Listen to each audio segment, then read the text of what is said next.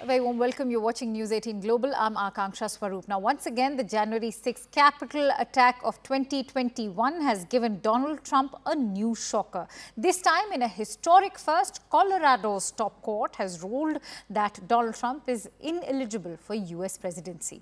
The judges say that Donald Trump should not be on primary ballot because of his alleged role in the attacks on U.S. Capitol Hill.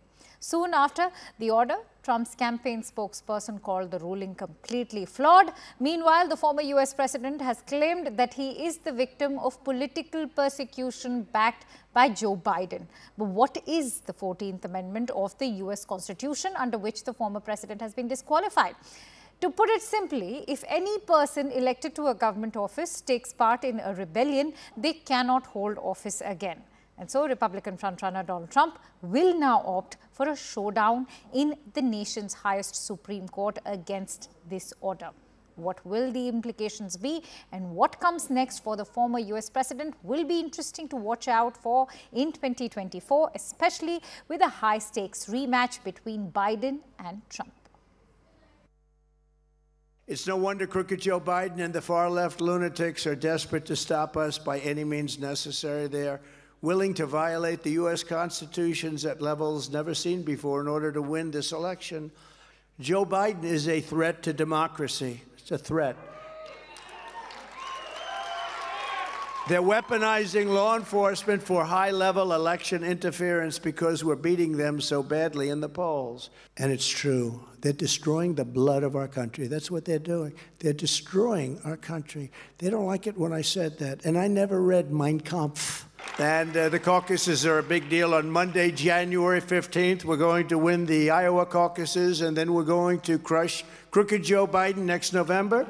And we're going to very simply make America great again. Thank you. Thank you, Pastor. They have just tried to bar President Trump from the Colorado ballot using an unconstitutional maneuver that is a bastardization of the 14th Amendment to our U.S. Constitution. This was a provision, Section 3, that was designed to bar Confederate members, people who switched to the Confederacy, from actually being able to serve.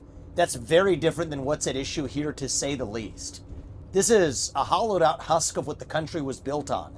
The basic principle that we, the people, select our leadership, not the unelected elite class in the back of palace halls. That's old world Europe, not the United States. That's why I'm making a pledge today that I will withdraw, I pledge to withdraw from the Colorado GOP primary ballot unless and until Trump's name is restored. And I demand that Ron DeSantis and Chris Christie and Nikki Haley do the same thing, or else these Republicans are simply complicit in this unconstitutional attack on the way we conduct our constitutional republic. I refuse to be complicit in that. I think what they're doing is wrong. And I think it's up to Republicans to step up and stand up with a spine for our country's future. That's really what's at stake, whether we, the people, actually have a say in deciding who leads this country. Donald Trump has been disqualified from serving as U.S. president and kicked out of the presidential primary election in Colorado next year. The state's highest court made the historic decision on Tuesday over the former president's role in instigating violence against the government in the Capitol attack by his supporters on January 6, 2021. The 4-3 ruling by the Colorado Supreme Court was based on a rarely used provision of the U.S. Constitution. Section 3 of the 14th Amendment bars officials who have engaged in insurrection from holding office. Trump is now the first presidential candidate in history to be disqualified from the White House under that rule. The majority justices acknowledged the judgment was uncharted territory, but said, quote, "We do not reach these conclusions lightly." Trump's campaign said they will appeal the ruling at the U.S. Supreme Court, calling it flawed and undemocratic, while Trump accused the Democrats of election interference at a campaign rally in Iowa. Crooked Joe Biden and the far-left lunatics are desperate to stop us by any means necessary. They are willing to violate the U.S. Constitution at levels never seen before in order to win this election.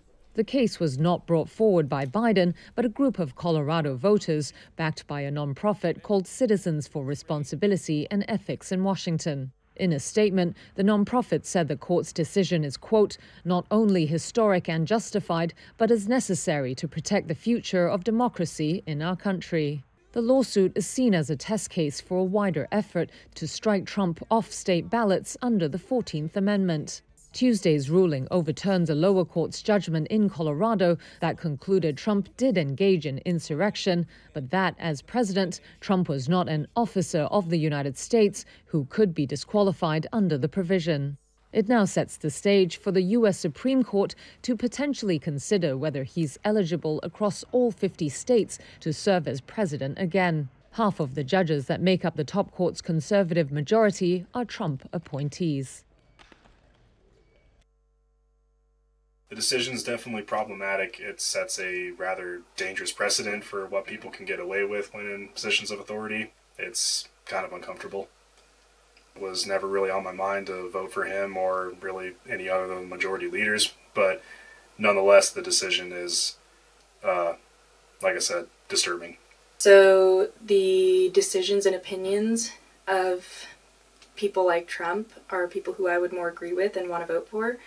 So it's going to change drastically how I'm able to vote in the election. It's a pretty convincing argument in some ways, right? That a person who has fomented insurrection against the United States ought not then be allowed to run for president of the United States. The second part of his lawyer's defense, that he hasn't been convicted of anything, does make it more of an open question. Yeah, I don't think there's any chance it'll stay in once it goes to the Supreme Court. Yeah, I mean, it's wild, right? Because I don't think they should keep him off the ballot, right? Like, I think that where the keep him off the ballot should have been was the Republican National Committee being like, we're going to pour all of our money into someone else or something else. Or it should be candidates who are willing to be like, we're better than this, y'all, But I think you can't, that part of me that feels like the law has to work the way it should as opposed to the way that I want it to, says, if he hasn't been convicted of anything, I may know that he's, a skunk, but like, the judge doesn't get to, or the justices don't get to make that call. Again, they have to respond to the evidence, not their emotion. But we're thrilled.